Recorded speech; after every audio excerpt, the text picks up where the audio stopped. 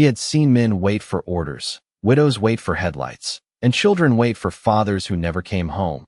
But Staff Sergeant Ethan Cole had never seen anything wait the way that German shepherd waited outside the dead shelter.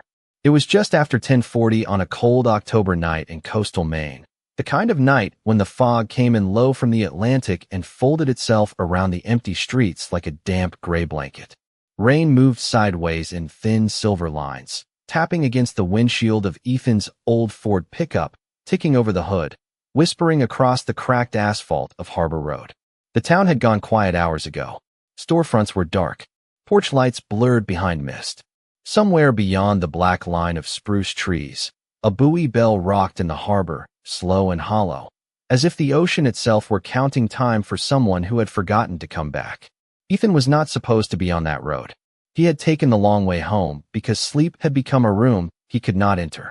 At 39, he still carried himself like a Marine, shoulders squared, jaw set, hands steady on the wheel, but the years had left their marks in quieter places.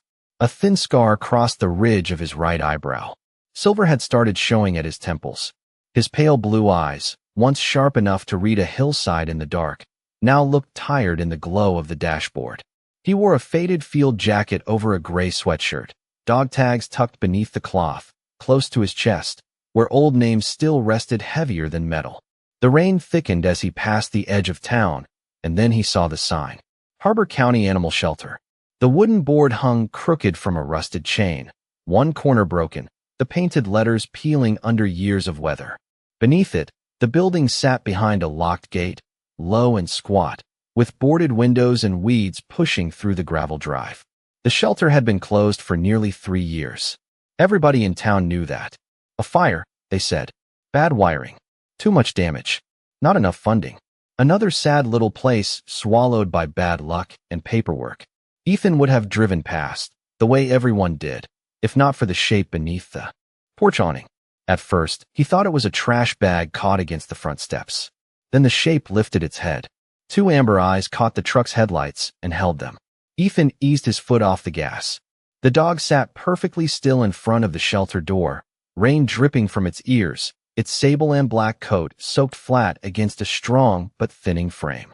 It was a German shepherd, older, maybe 7, with a broad chest, a silvered muzzle, and the posture of an animal trained not just to obey, but to endure. He did not bark when Ethan stopped the truck. He did not run. He did not paw at the door or beg for food. He sat facing the locked entrance as if guarding something inside, as if his whole life had narrowed to that one broken threshold. Ethan stared through the windshield, feeling something in his chest tighten. "What are you doing out here, buddy?" he whispered, though the truck engine swallowed the words. The shepherd's ears shifted at the sound of his voice. Not fear. Not excitement. Recognition, maybe. Or hope worn down so thin it looked like discipline. Ethan turned off the engine. The sudden silence made the rain sound louder. He stepped out into the cold, boots landing in a shallow puddle, the smell of wet leaves and old smoke rising from the ground. He approached slowly, palms open, shoulders relaxed, using the same calm rhythm he had once used with working dogs on base, the kind that could sense a lie before a man spoke it. "Easy," he said softly. "I'm not here to hurt you." The German shepherd turned his head, just enough for Ethan to see the collar. It was old brown leather, cracked from weather, but not cheap. Military-grade buckle. Reinforced stitching. No decorative shine. Made for use, not appearance. Hanging from the ring was a dull brass tag, darkened by rain and time.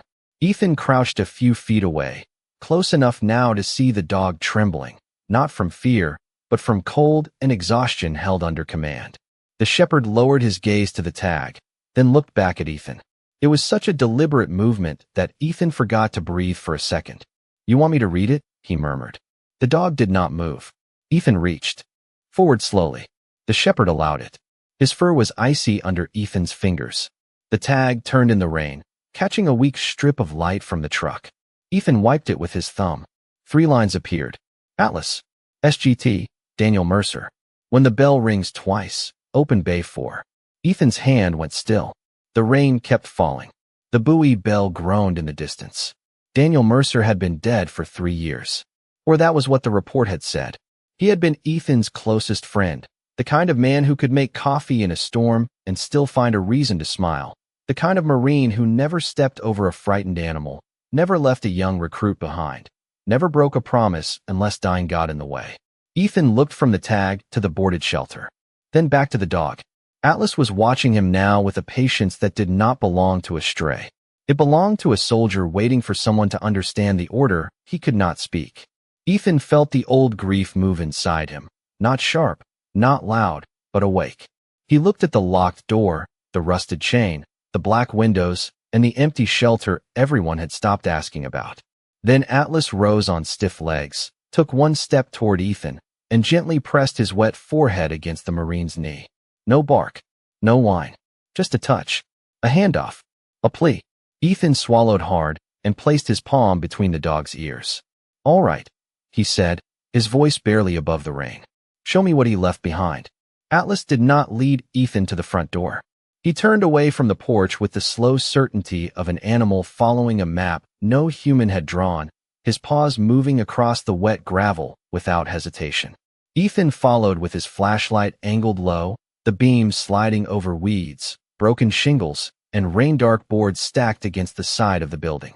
The shelter looked smaller up close, not like a place where second chances had once been given, but like a place where stories had been folded shut and left to rot.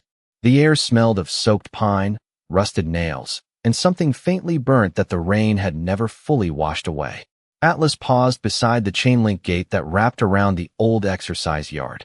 The gate was locked with a heavy padlock, but the fence beside it bowed outward near the bottom, leaving a narrow gap where the earth had been scraped away by months, maybe years, of determined paws. Ethan crouched and touched the mud. The grooves were old and deep. Atlas had been coming here long before tonight. "You kept coming back," Ethan said quietly. Atlas looked at him once, then slipped through the opening with a careful lowering of his shoulders.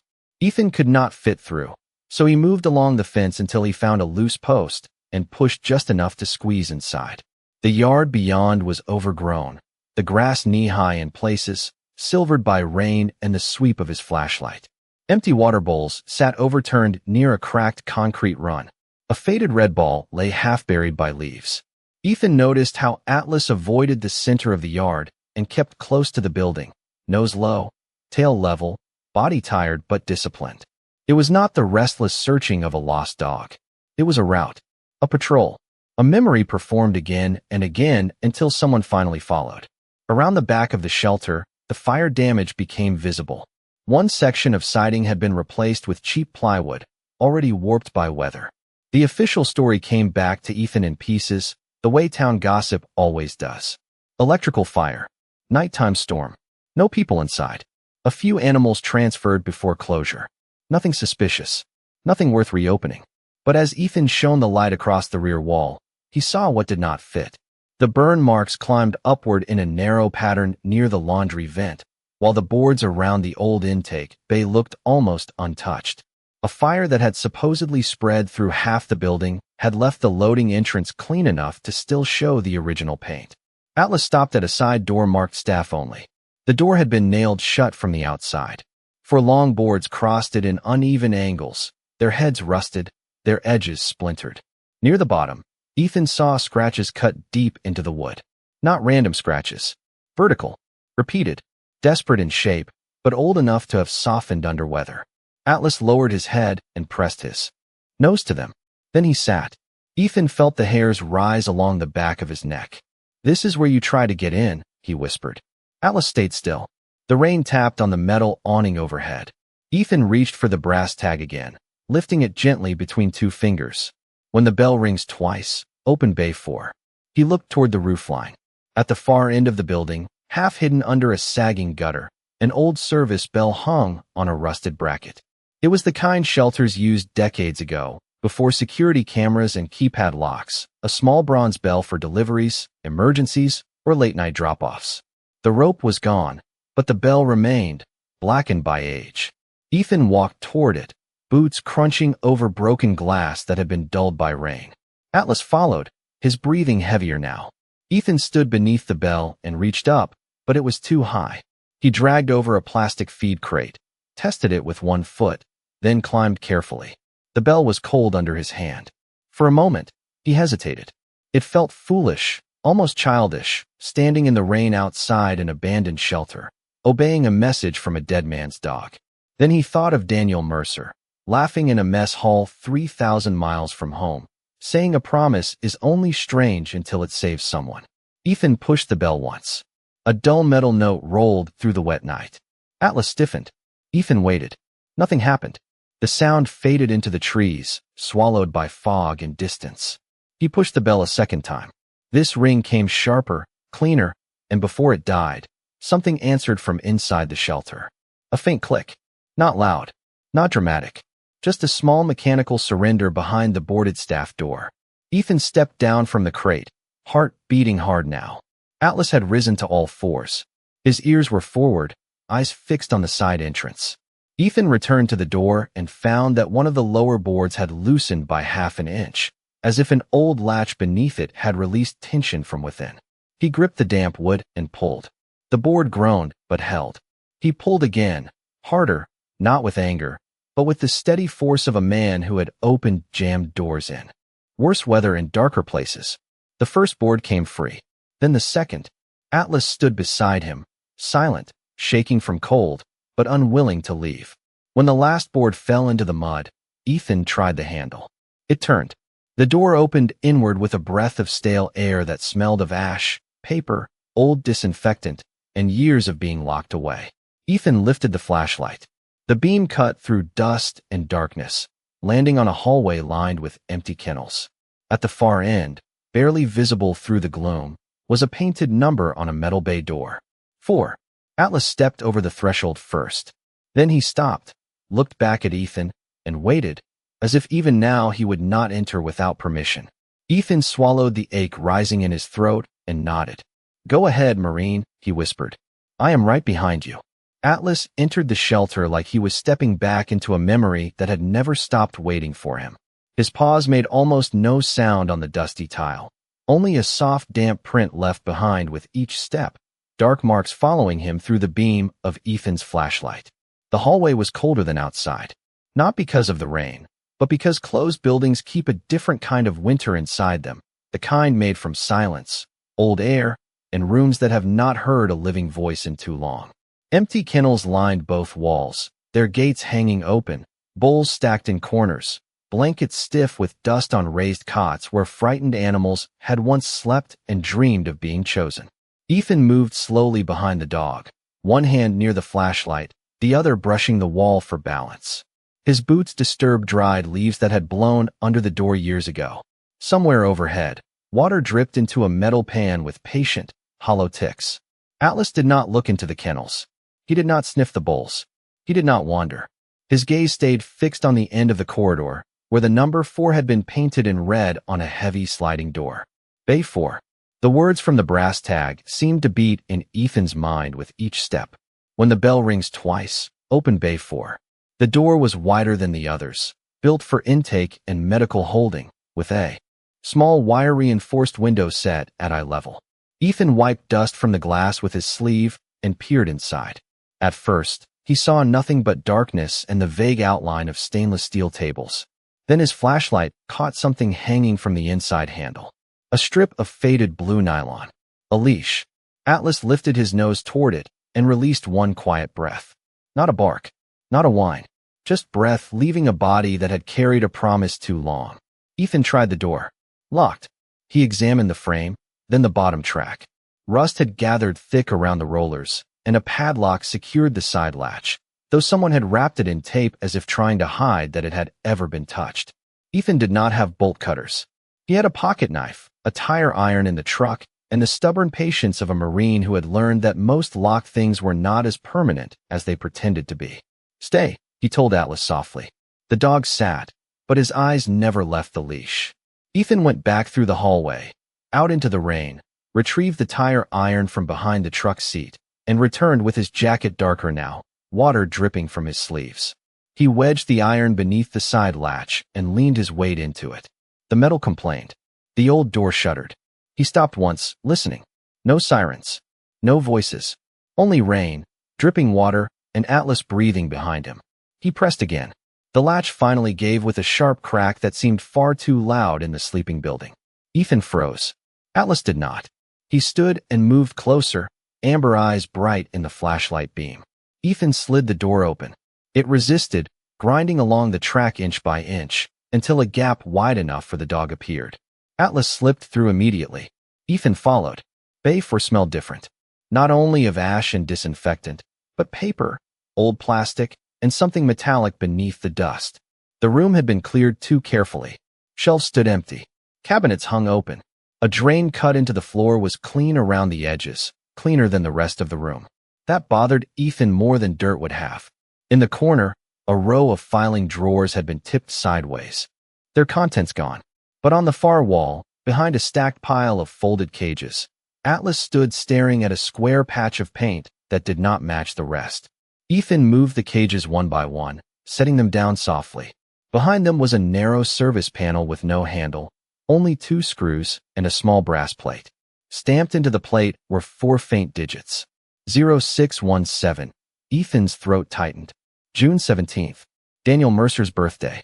For a moment, the room seemed to tilt backward through time, and Ethan saw Daniel the way he had been before the storm, leaning against a Humvee with his sleeves rolled up, grinning while Atlas sat pressed proudly against his leg.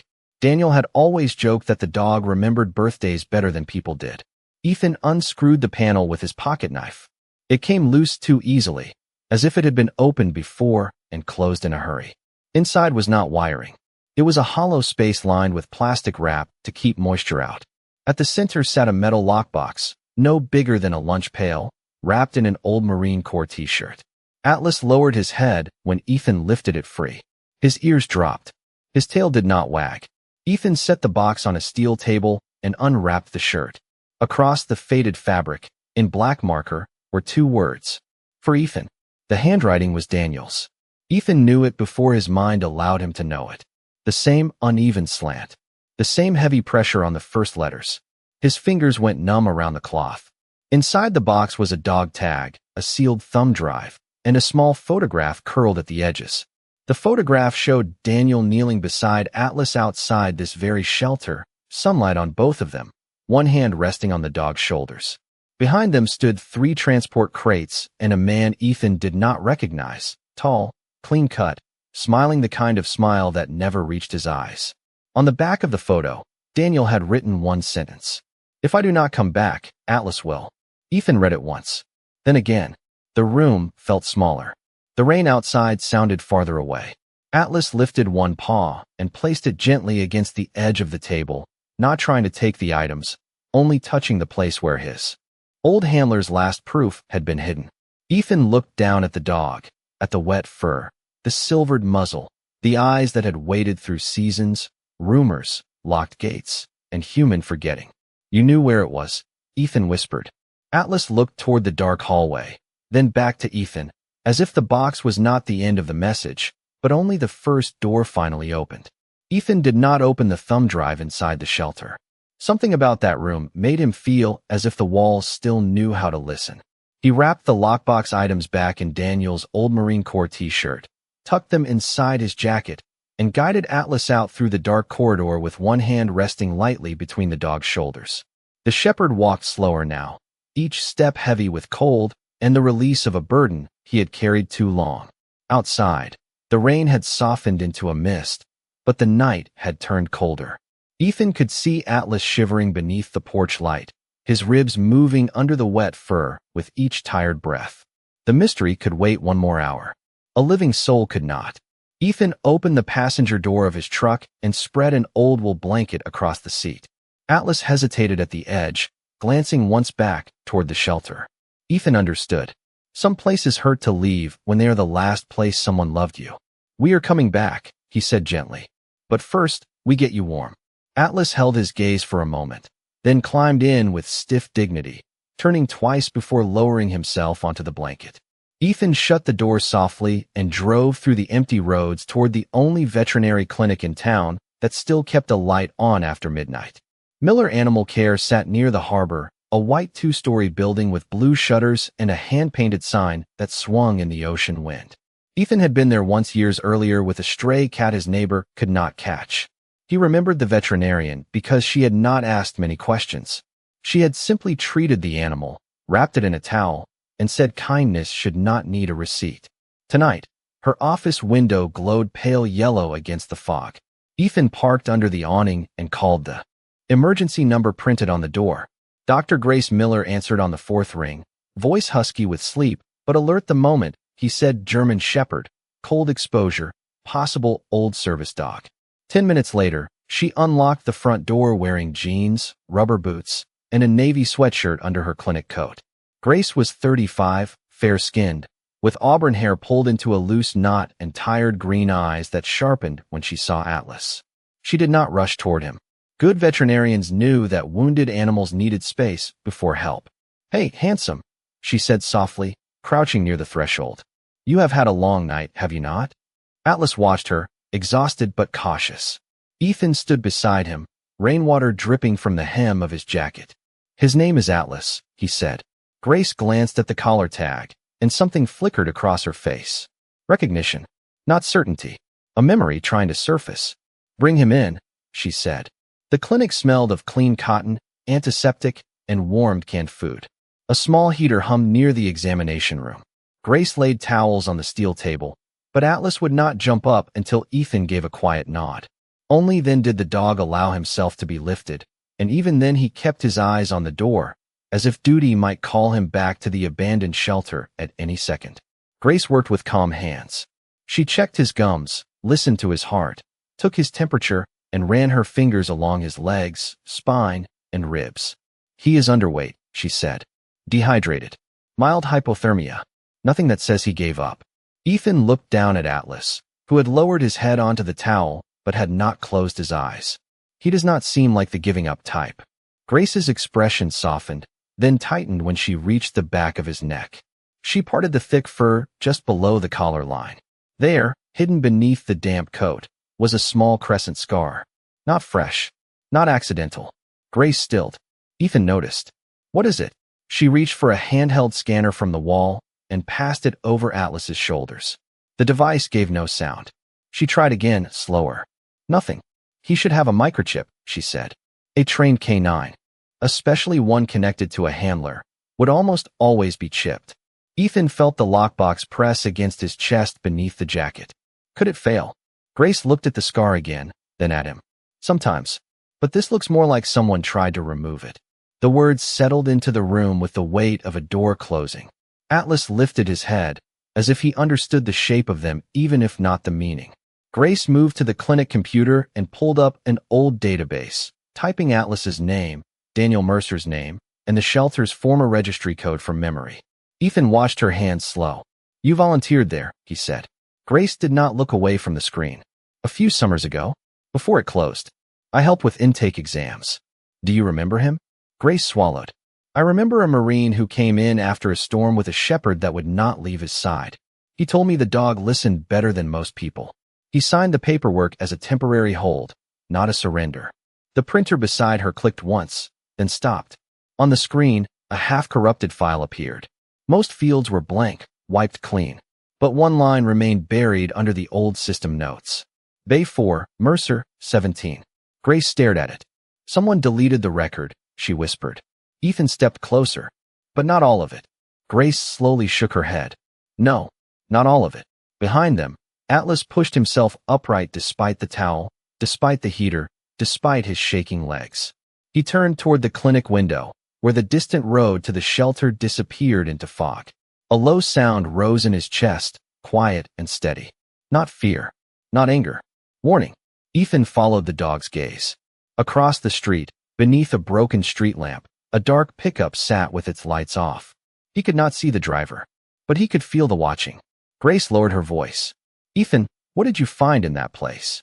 Ethan touched the old Marine Corps shirt beneath his jacket and looked at Atlas, whose amber eyes had not left the window. Enough to know Daniel was not finished telling the truth. The dark pickup across the street stayed still for almost a full minute, its shape blurred by fog and the yellow wash of the broken street lamp. Ethan did not move toward the window. Old training returned in quiet pieces, not as panic, but as order. Notice first. React second. Protect what cannot protect itself. Grace had turned off the examination room light. leaving only the soft glow of the desk lamp and the blue monitor behind her. Atlas stood between them and the glass, his body weak from cold, but his posture unchanged, ears high, tail steady, eyes fixed on the vehicle like he was reading a scent through rain and distance. Then the pickup's brake lights glowed red.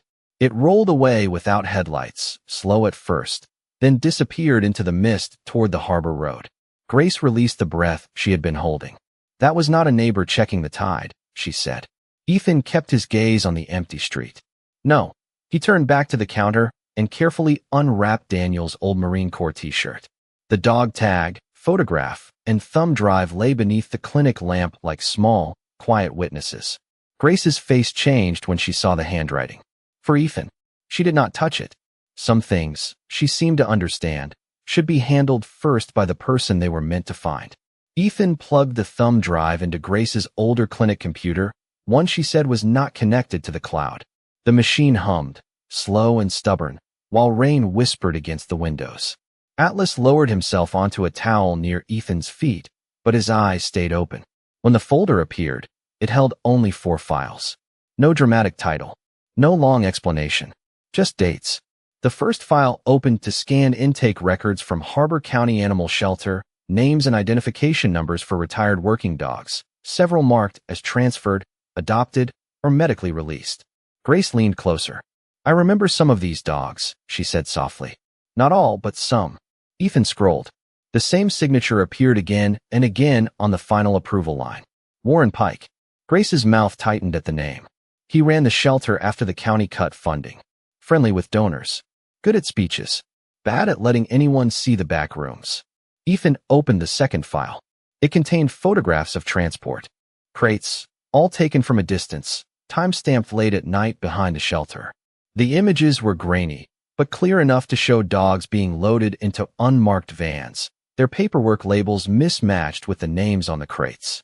Nothing graphic, nothing loud, just quiet proof of living creatures being moved like inventory.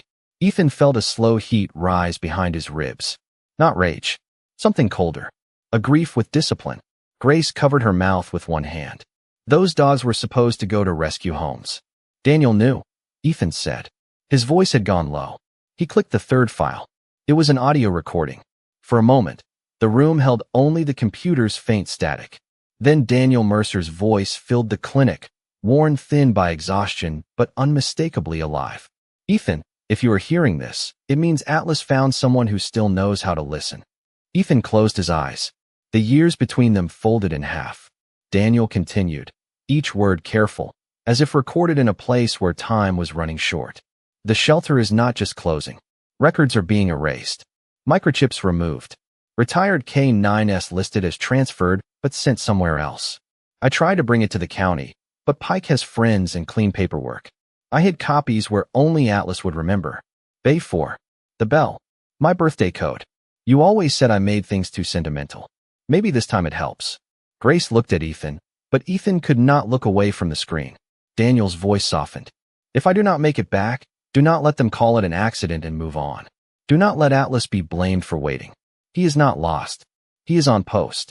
Atlas lifted his head at the sound of his name, ears trembling. Ethan reached down without thinking and rested his hand on the dog's neck. Daniel's recording paused with a rustle, then returned lower, more personal. And Ethan, I am sorry. I should have told you sooner. I thought I could fix this quietly. I thought one good man with proof could beat a room full of polished lies. There was a faint sound in the background of the recording, a bell, once, then distant voices too muffled to understand. Daniel's final words came gently, almost like a prayer. Atlas knows the last place. Trust him when he refuses to leave. The file ended. No music, no farewell, just silence falling back into the clinic, heavier than before. Grace wiped a tear quickly, embarrassed by it, then straightened with the quiet resolve of someone who had seen enough suffering to know when mercy needed paperwork. We need to copy everything, she said, and send it to someone outside this town. Ethan nodded, but before he could answer, Atlas stood. Not slowly this time. Suddenly. Purposefully. His nose lifted toward the back door of the clinic. A low breath moved through him, the same warning sound from before. Grace checked the rear camera on her monitor. The image flickered, grainy black and white. Behind the clinic, near the alley, someone had left a small envelope taped to the back door. No person in view. No vehicle. Just the envelope moving slightly in the wind. Ethan took the flashlight and stepped into the hallway. Atlas beside him despite Grace's whispered protest that the dog needed rest. The back door opened to the smell of wet pavement and harbor fog. Ethan peeled the envelope from the glass. Inside was an old shelter key and a strip of paper with 4 handwritten words. "Stop opening dead doors." Ethan stared at the message, then at the key resting in his palm. Atlas sniffed it once and turned toward the road leading back to the shelter. Ethan looked at Grace. She already had her coat in her hand. "You are not going alone," she said.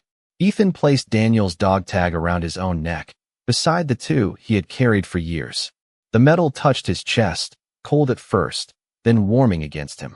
Outside, the fog deepened over Harbor Road, and somewhere far away, the buoy bell rang once across the dark water.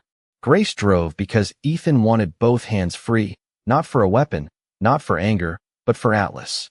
The German Shepherd lay across the back seat of Grace's Subaru under 2 clinic blankets, his head lifted just enough to watch the road unwind through the windshield. Every few seconds his ears shifted towards some sound the humans could not hear. The thumb drive sat in Grace's coat pocket with 2 backup copies already sent. To a retired county investigator she trusted in Portland, a woman who had once adopted a senior police dog and never stopped believing old cases could still breathe. Ethan had said little since leaving the clinic. Daniel's dog tag rested against his chest beneath his damp shirt, tapping softly whenever the car turned, like a second heartbeat trying to remind him that the dead do not always ask for revenge. Sometimes they ask for truth. Harbor Road stretched ahead in a tunnel of fog. The shelter appeared slowly, first as a darker shape behind the spruce trees, then as a broken roofline, then as the crooked sign swinging above the locked gate. Grace parked 30 yards away with the headlights off, letting the engine idle down to silence. The rain had nearly stopped, but water still fell from the gutters in thin threads, and the gravel shone black under the clouded moon. Atlas stood before either of them opened a door. He was weak, but purpose pulled him upward. Ethan turned in the passenger seat and met the dog's amber eyes. "Easy," he said. "We follow your pace." Atlas blinked once, the closest thing to agreement, and stepped out into the night. The old shelter key fit the side entrance. That bothered Ethan more than if it had not. Whoever left it wanted them inside, or wanted them to believe they were choosing it. The door opened without resistance now, and the 3 of them entered the corridor where the cold had deepened and the dark seemed thicker after the warmth of the clinic. Grace held the flashlight this time, sweeping it across the kennel gates, the empty bowls, the dust stirred by their earlier footprints. Ethan noticed something new near the threshold. A second set of prints crossed over theirs. Large work boots. Recent. Wet mud still shining in the grooves. Grace saw them too, but she did not speak. Atlas sniffed once, then moved forward, not toward Bay 4, but past it, deeper into the building. Ethan followed, feeling every old instinct align into silence. The hallway narrowed near the laundry room. A door-marked storage stood cracked open where it had been shut before. Atlas pushed it with his nose. Inside were shelves of cleaning supplies, cracked plastic bins, rolled tarps, and a rusted floor drain. Nothing remarkable until Atlas went to the far wall and pressed his shoulder against a metal rack. The rack shifted a fraction of an inch. Ethan and Grace exchanged a look. Together they pulled it aside. Behind it was a narrow service door, painted the same gray as the wall, with no handle on the outside. Only a small brass hook hung at knee height. Atlas nudged the hook with his nose, then looked at Ethan. The message from Daniel came back. "Trust him when he refuses to leave." Ethan lifted the hook. A latch clicked inside the wall. The service door opened inward, releasing air so stale it felt untouched by years. Beyond it, wooden stairs descended into darkness. Grace whispered, "This was never on the shelter layout." Ethan looked down the steps. That was probably the point. Atlas started downward first. Ethan stopped him with a gentle hand. Slow. The shepherd obeyed, but barely, each paw careful on the narrow boards. The basement smelled of old paper, salt damp, and machine oil. At the bottom, Grace's flashlight revealed a low room beneath the shelter, larger than it should have been, supported by thick beams and lined with metal cabinets. This was not a kennel space. This was a record room, a hidden one. File boxes covered one wall, many labeled with numbers instead of names. Several cabinets stood open, drawers pulled out as if someone had searched in a hurry. On a folding table sat a disconnected computer monitor, an outdated scanner, and stacks of blank microchip registration forms. Grace moved closer, her face pale in the flashlight glow. "This is how they did it," she said. "Erase one record. Create another. Make a dog disappear without ever moving him on paper." Ethan opened a file box. Inside were photographs, intake sheets, transfer labels, and veterinary notes. He saw German Shepherds, Belgian Malinois, Labradors, older working dogs with gray around the muzzle and trust still bright in their eyes. Not statistics. Not inventory. Lives with names. Lives someone had tried to rename into nothing.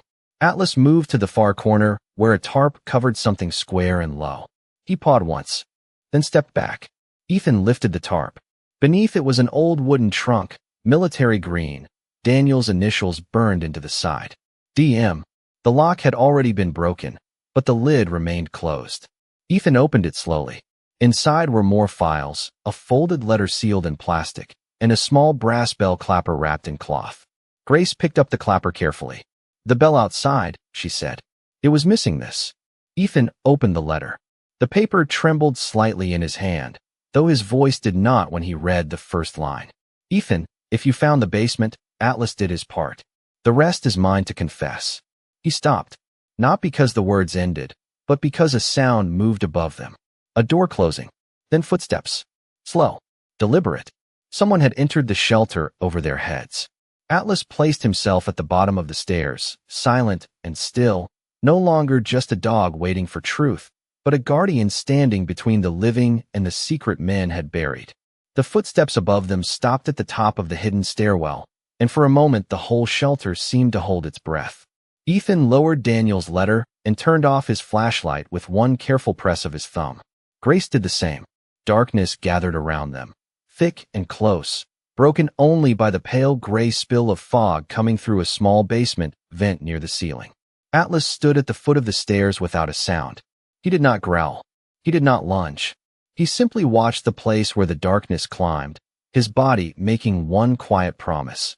No one would pass him without being seen. A man's voice drifted down from above, calm, almost disappointed. "I know you are down there, Sergeant Cole." Ethan recognized the tone before the name surfaced. Warren Pike, the smiling man from the photograph.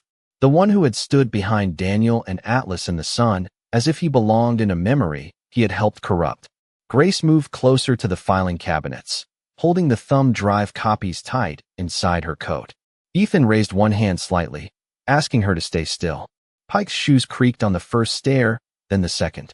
He carried a flashlight, but he kept it angled at the steps, not at them, like a man who wanted control without surprise.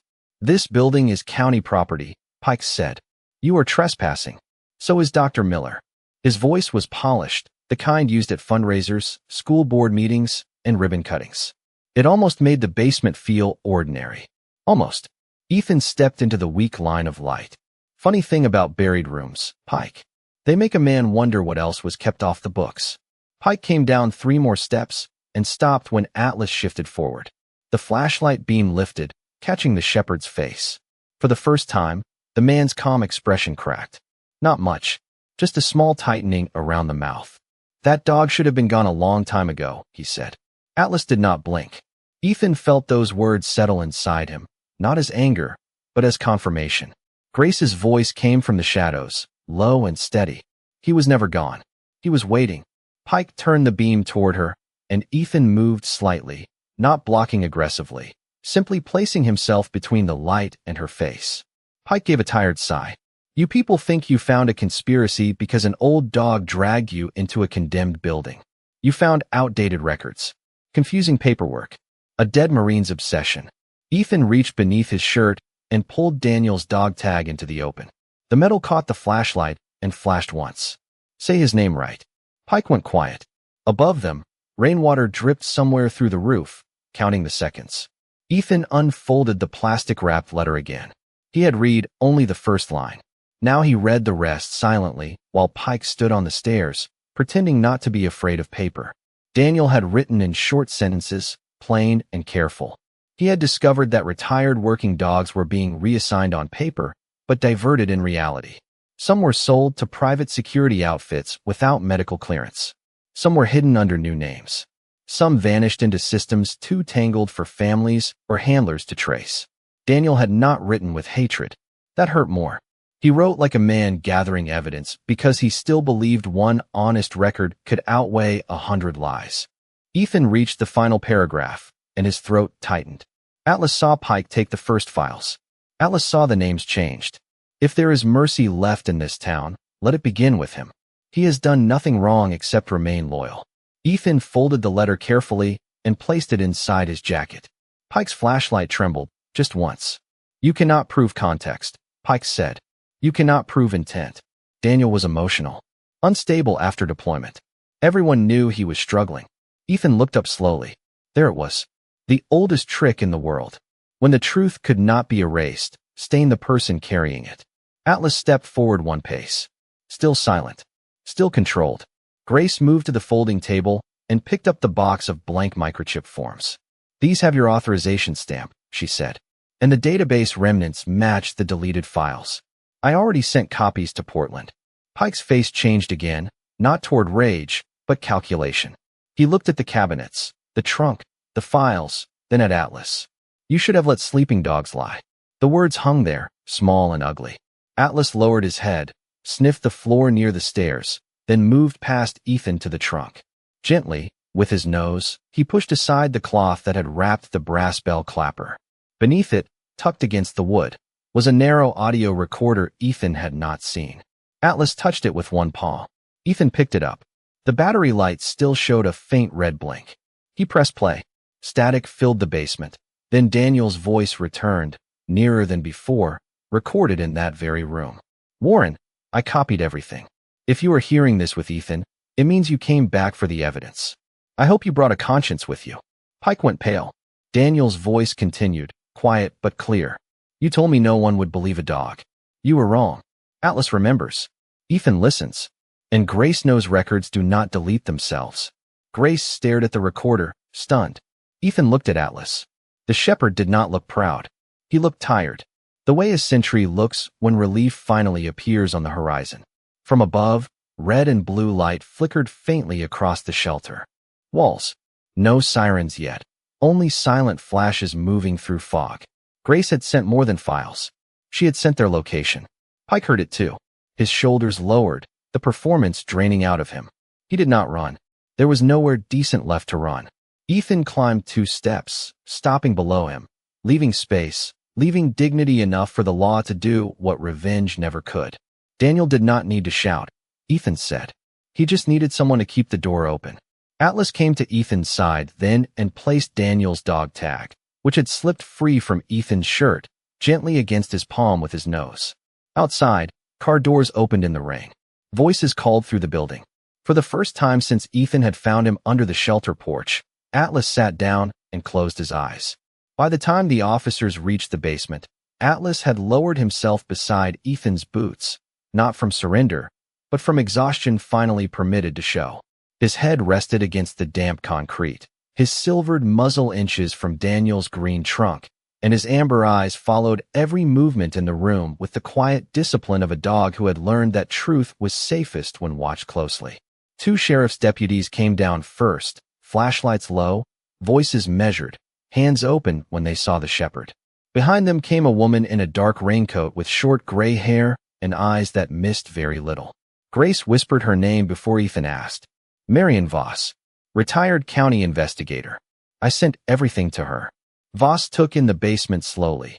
The cabinets, the microchip forms, the numbered boxes, Warren Pike standing halfway up the stairs with his polished shoes wet from the storm and his face emptied of performance. She did not raise her voice. She did not need to. Mr. Pike, she said, you should step outside with the deputies.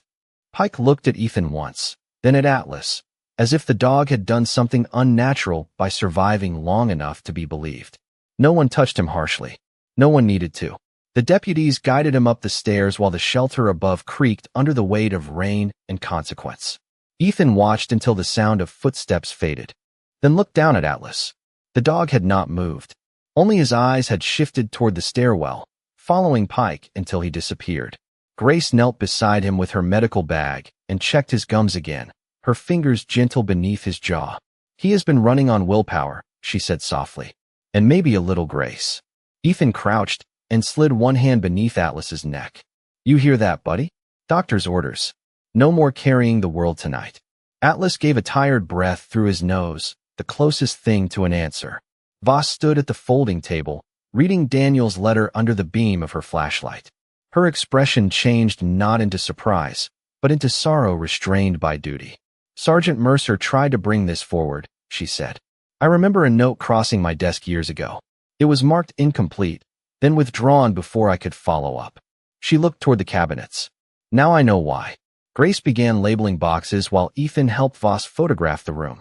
They worked without drama, each flash of the camera catching pieces of a hidden history. Adoption forms with names crossed out, transfer sheets stamped twice, medical records altered by careful hands, and photographs of dogs whose eyes seemed to ask why people needed documents to remember they mattered. Atlas stayed beside Daniel's trunk. Every time Ethan moved too far away, the shepherd lifted his head. Every time Ethan came back, he settled again. Near dawn, the fog outside thinned into a pale blue hush. The shelter no longer felt haunted. It felt wounded, and wounds, Ethan knew, were different from ghosts. Wounds could be cleaned. Wounds could be witnessed. Wounds could heal if someone stopped pretending they were not there. When the evidence team carried the first boxes upstairs, Atlas tried to stand. His legs shook. Ethan immediately knelt beside him. "No," he murmured. "You did your part." But Atlas looked toward the stairs, then toward Daniel's trunk, then back to Ethan. There was one thing left. Ethan understood without knowing how. He opened the trunk again, searching beneath the files and the folded letter. At the very bottom, tucked inside a weatherproof pouch, was a final photograph. Daniel stood outside the shelter on a bright summer morning, younger than Ethan remembered him in grief, smiling with one hand on Atlas's back. Behind them, taped above the door, was a temporary paper sign. Mercer K-9 Rescue Initiative. Ethan stared at it. Grace leaned over his shoulder. He was going to reopen it, she whispered. Not as a county shelter. Voss looked at the picture, then at the hidden records stacked around them. He was building a place for retired working dogs. Ethan felt the room blur for a second, not from tears exactly, but from the sudden ache of realizing Daniel's last mission had not been about exposing evil alone. It had been about protecting something good before it could be born. Atlas pushed his nose gently against the photograph. The movement was weak, but certain. Ethan held it lower so the dog could see. "He wanted you home," Ethan said. Atlas's eyes softened, and for the first time all night, his tail moved once against the concrete. Not a wag of joy, a small, tired recognition. As sunrise gathered behind the boarded windows, they brought Atlas upstairs wrapped in Grace's clinic blanket. Ethan carried Daniel's trunk himself. Outside, Harbor Road was wet and silver, the storm leaving behind puddles that mirrored the first clean light. A few neighbors had gathered at a distance, drawn by the police cars and the long-closed building waking before dawn. No one spoke loudly. Even the officers moved with reverence, as if they understood they were not just removing evidence from a crime scene, but lifting a promise out of the dark. Atlas paused beneath the porch awning where Ethan had first seen him. The old brass tag rested against his chest, dull in the morning light. He looked at the locked front door, then at Ethan. Not waiting now. Asking. Ethan stepped beside him and placed one hand on the weathered wood. The door was still chained from the outside, but the meaning had changed. Grace stood on the other side of Atlas, her coat damp, her hair loose from the long night. Voss joined them, holding Daniel's photograph in a plastic sleeve. "This place will be tied up in paperwork for a while," she said. "But paperwork moves faster when the whole town is watching." Ethan looked at the crooked sign, the broken windows, the weeds in the gravel, and then down at the dog who had kept faith when men had not. He did not make a speech. He only bent, touched Atlas's collar tag, and whispered, "We are not leaving it closed." Atlas leaned against his leg, too tired to stand on pride alone. Across the harbor, The buoy bell rang once in the morning wind. This time it did not sound like warning. It sounded like a beginning. Weeks passed, and the Harbor County Animal Shelter stood open again, not as it had been, but renewed under the name Mercer K9 Rescue House. Fresh paint glowed pale in the morning sun. Clean windows reflected the harbor mist, and a new sign swung gently in the breeze, welcoming the first small group of volunteers and retired working dogs who had returned home. Ethan Cole arrived early with Atlas at his side, the German shepherd walking with a quiet dignity that made the new staff pause and watch.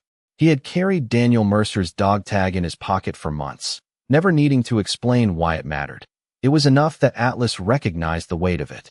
Inside the shelter, crates were lined with fresh towels, bowls filled with warm water, and the faint scent of disinfectant balanced by the tang of sea air flowing through open windows.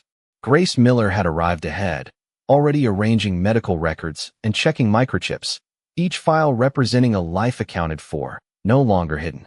Ethan followed Atlas down the hall toward the main bay where the rescued dogs from the hidden basement had been brought in and let loose for the first time in years. The dogs sniffed and circled one another, tails wagging cautiously at first, then more freely as they realized they were not being moved again. Atlas paused at the entrance, amber eyes scanning the room. He did not bark. He did not demand attention.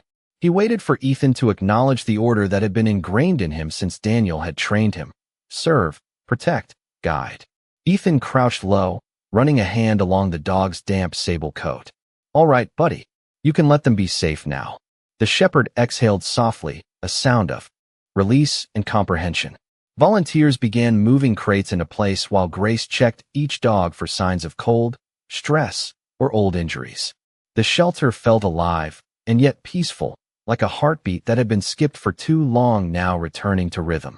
Outside, the harbor mist lifted, revealing the first shafts of sunlight across the bay.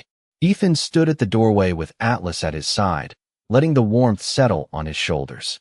A group of new arrivals arrived in a van, dogs of different sizes and breeds, each one sniffing the air as if aware that they had come to a place of safety.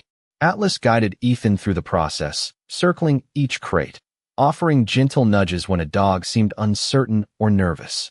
Ethan realized that the shepherd had become the anchor for more than himself. He had become a living sign that loyalty, patience, and courage could still reshape the world around them. Grace approached with a small folder containing Daniel's final notes and the documentation they had recovered from the hidden basement. She handed it to Ethan, who held it carefully against his chest, thinking of the friend he had lost and the trust that had carried him and Atlas through the long months of secrecy. Across the room, Atlas sat beside the first recovered dog to enter the main hall, head held high, tail sweeping the floor once, twice, a quiet rhythm of guardianship. Ethan walked slowly to a window overlooking the harbor, the water silver in the morning sun. He felt Atlas shift behind him, nuzzling his side, and he knelt, letting the dog's warmth sink into his hands. The shelter would need work, dedication, patience, and love, but for the first time since that foggy night months ago, Ethan felt the steady, certain pulse of hope. Atlas rose, walked to the entrance, and paused, looking out at the path that led back to the harbor, then back to Ethan. It was a silent question, and Ethan answered with a soft smile. "We are home now, Atlas. You can rest." The shepherd lowered himself onto the warm floor, curling beside Ethan's boots, finally still. Volunteers moved quietly around them, carrying crates, feeding bowls, and towels, unaware of the weight of history that had passed through these halls. Ethan held Daniel's dog tag again, touching the worn metal and feeling the promise it carried. The past acknowledged, the hidden truth revealed, and loyalty rewarded. Outside, the harbor swelled with the tide, waves whispering against the docks. The sun rose fully, golden light scattering across the mist, catching the brass bell clapper that Ethan had placed on the reception desk, polished from the night it had been found. Atlas rested, eyes closed, breathing slow and even, as if finally understanding that the mission was complete. Ethan watched him, then the empty streets beyond the shelter, thinking of Daniel, the records, the hidden rooms, and the promise that had waited